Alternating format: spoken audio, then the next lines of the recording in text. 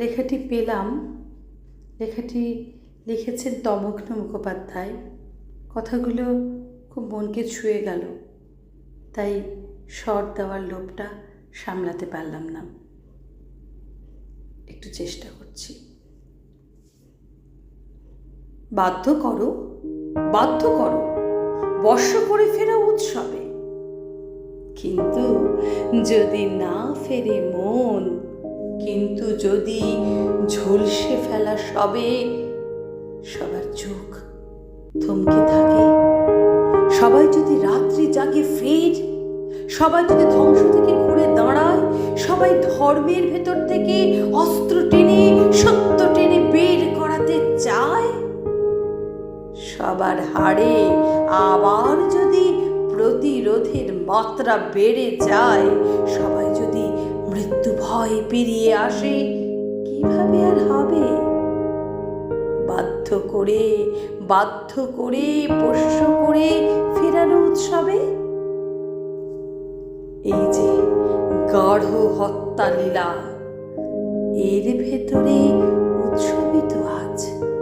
দেখো কেমন স্পষ্ট হয়ে যাচ্ছে ক্রমে গভীর কারুকাজ নরক নির্মাণের।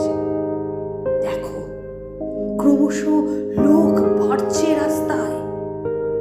এবার যদি প্রচুর মুখ এ উৎসবে তোমারই ত্রাস খায়, খাবার শেষে ঢেউ তুলে সবাই যদি উগড়ে দেয় সাপ, উৎসবে না, সবাই যদি পথেই ফেরে, জড়ায় সন্তাপ, ঘৃণায়, স্রেফ ঘৃণায় যদি চেঁচিয়ে বলে বিচার কবে হবে, বাধ্য করে